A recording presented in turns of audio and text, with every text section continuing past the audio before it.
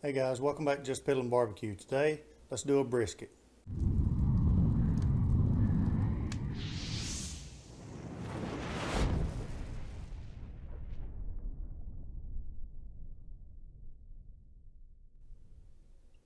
Alright, today we're going to be doing my version at least of a Texas style brisket. What I've got here is a 13.5 pound Snake River Farms black grade Wagyu brisket. So traditionally, Texas style brisket is 1-to-1 equal parts of salt and pepper. It's really simple.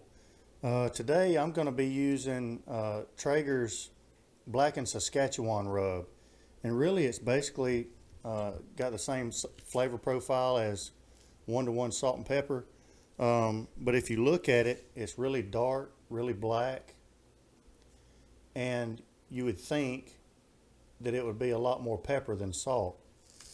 However, this is why it's really important to taste your rubs before you season your meat with it, because when you taste it, it's actually really more salty than that pepper flavor. So I'm going to crack a little bit more of some black pepper in here to kind of equal that out.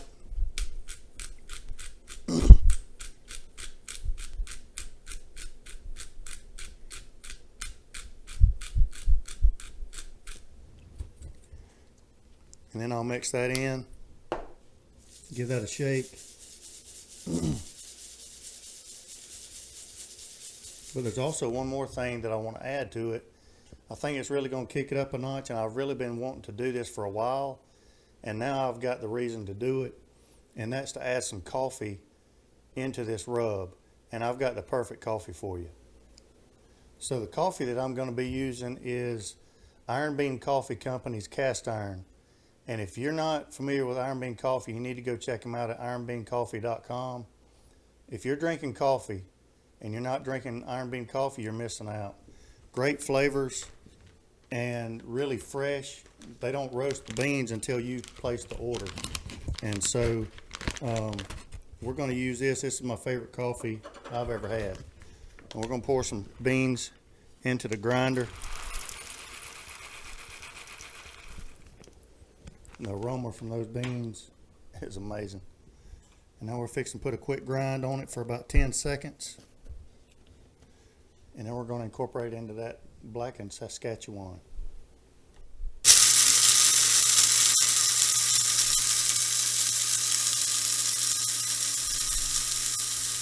And there we go. Smells amazing. And now we're going to add that to the blackened Saskatchewan and pepper. Put a lid back on it and give it a shake.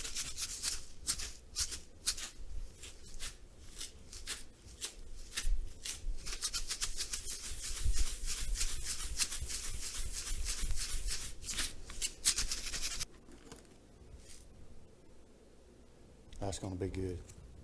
Now, as far as the brisket itself goes, again, this is a Wagyu brisket. I did do a little bit of trimming on it.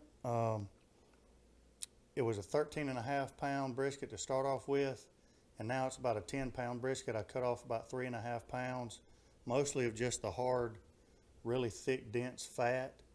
And otherwise, I mean, the marbling is amazing on this.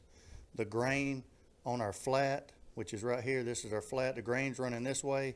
So I have docked it right here so that after the cook, I can look at that and automatically know where my slices need to go. So for a binder, I've just got some beef stock here. I want to use all the flavors that automatically go along with beef, and the beef stock is going to work for me.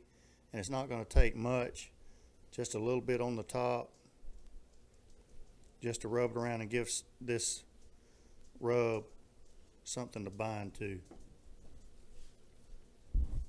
And now I'm just going to take this rub, go from up high, and give it a good coating.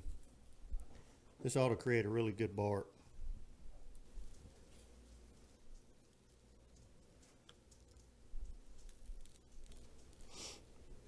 Now you don't really want to rub it, you just want to pat it in. Now we're going to flip it over and get this other side. Marbling in this thing is crazy.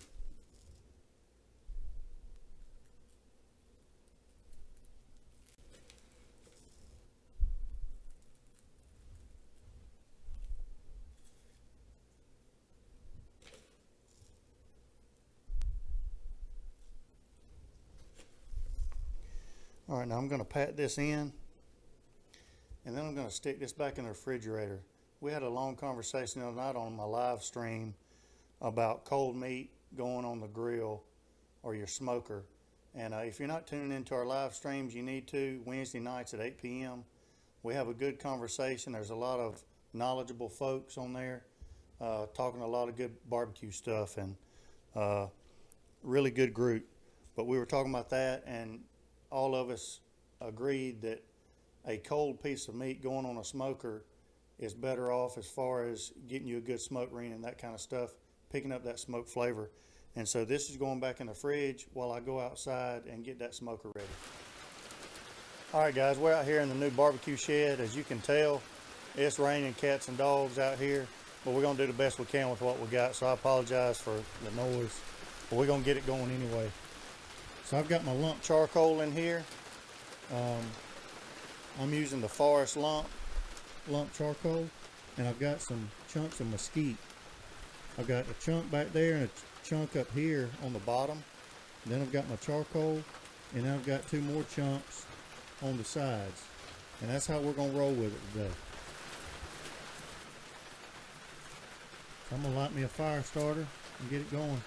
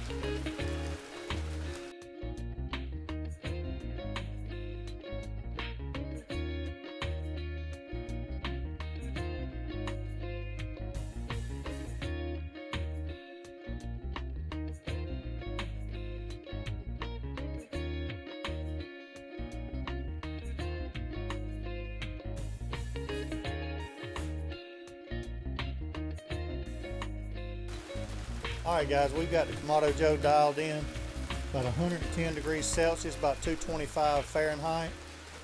I've got the top dial on about the first notch over, and the bottom is closed to about a thumb width. Now we're fixing to get this brisket on.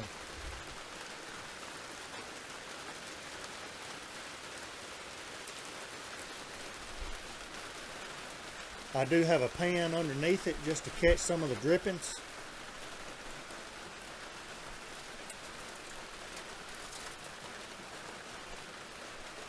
Right there in the middle.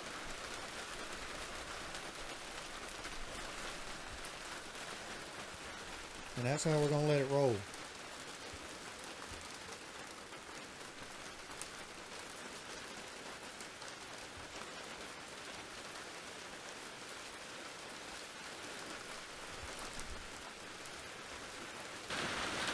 A couple things I want to share with you real quick.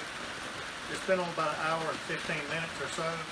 And about every hour I'm going to come out here and give it a little spritz. And this is just beef stock, trying to keep those flavors consistent.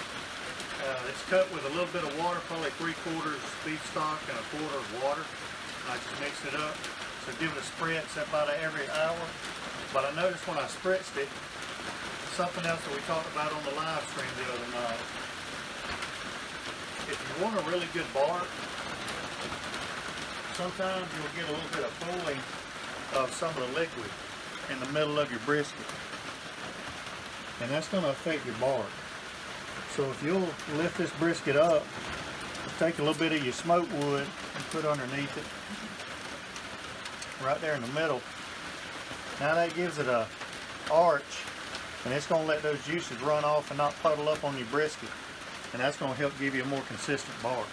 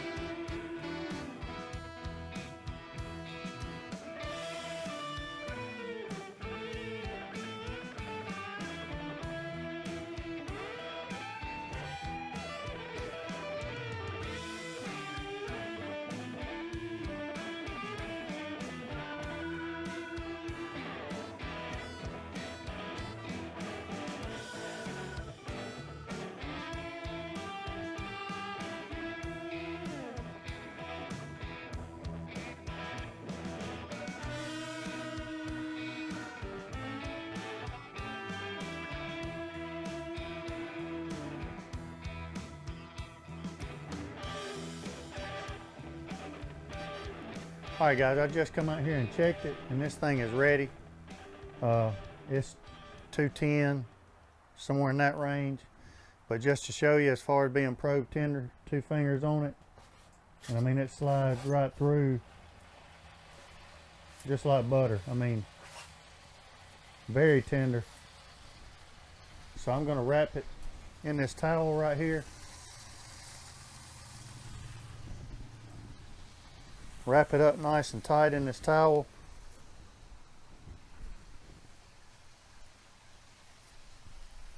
And then I'm gonna put it in this cooler.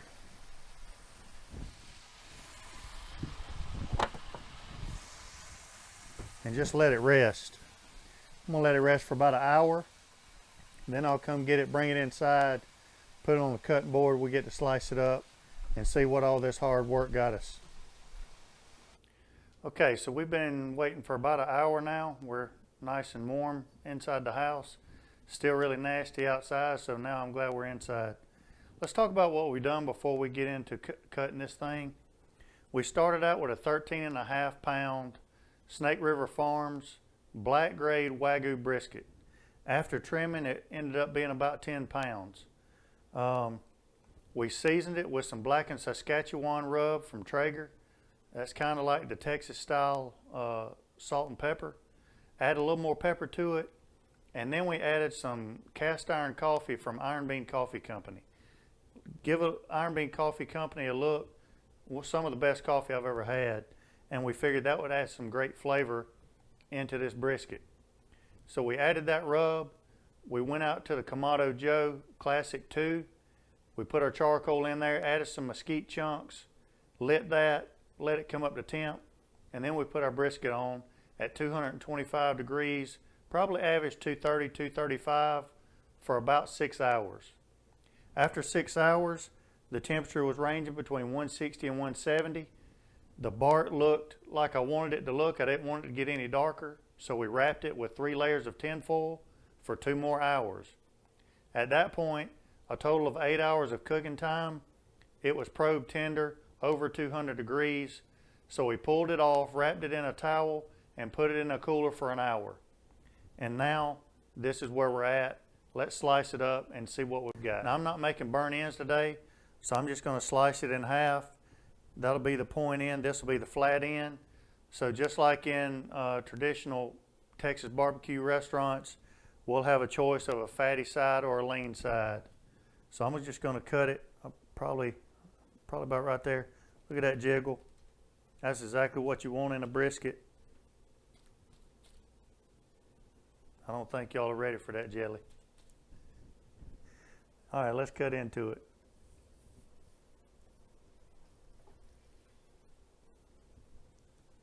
And let's see what we've got. Oh yeah, beautiful. And I'm not gonna sit here and squeeze the crap out of it and try to get juices out because the juices are running just fine, just like it is. Nice little smoke ring on the flat and on the point end. I'm gonna set that right there to the side and let's slice up some of this this flat meat first. Now, I docked that side right there because the grain's running this way. So we're gonna take our slices just like that right across the grain and see what we've got. About 1/4 inch thick slices is what we want. Slicing beautiful. Might have been a little bit too thick there. The bark is holding together really well. And after this slice right here, we're gonna pull it out and see what that slice looks like. Beautiful. Nice and limber. Pulls apart perfectly. Again, pulls apart. And I gotta get a piece of that.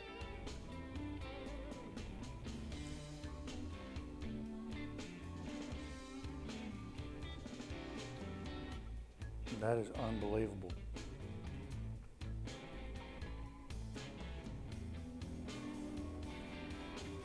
Packed full of beef flavor. Beautiful. That's amazing. The blackened Saskatchewan, the iron bean coffee, perfect for that. Let's switch spots and we'll see what the point looks like.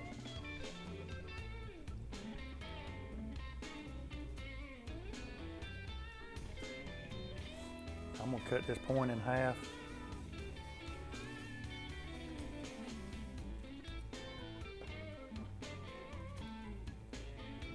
Man, do you think it's tender and juicy?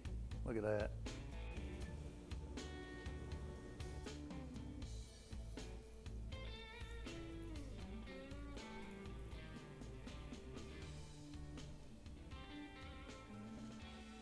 Beautiful.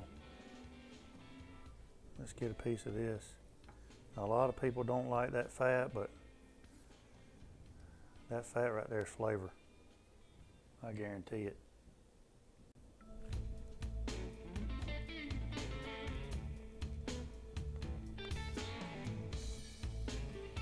If you can find it any better at a restaurant, please tell me where it's at.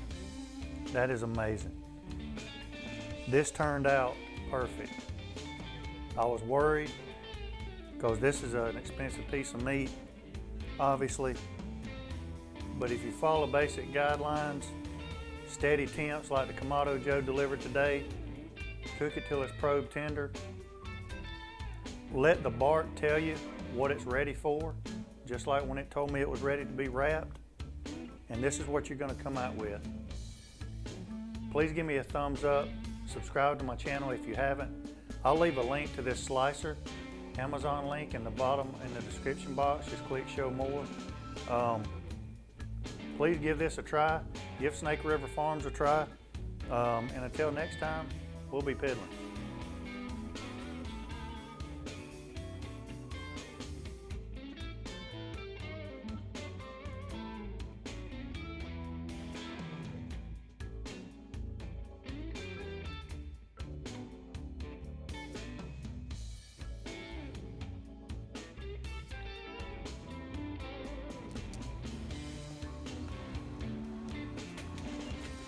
Alright, so just wanted to give a follow-up video on my brisket cook and show over an 8-hour cook yesterday at 230 degrees or so, with about a 45-degree ambient temperature, how much charcoal I used during that cook, and how my smoked wood did. Now, I had a piece of smoked wood back here and in the front on the bottom. Then I put charcoal over the top and then had another piece here and here. And as you can see, that one was giving off smoke. That one's already given everything up, and the one in the front and the back, for the most part, looks like they were used all the way up. So my plan as far as the smoke wood goes, looks like it worked out pretty good. I think that piece right there was my smoked wood in the front. It's hard to even tell where the one in the back was. There's my smoked wood for the right side. Obviously that's the smoked wood for my left, and I still had a little bit left to go on it, but it was giving off smoke. So looks like it turned out pretty good. Still have a nice ring of unburned charcoal still left, so I probably had another couple of hours to go on my smoked wood or on my charcoal, and you can see, I mean, there's still big chunks left. So for my next cook, if it's a short one, I won't have to do anything except clear out these ashes, and I'll still have plenty of charcoal left for the next cook.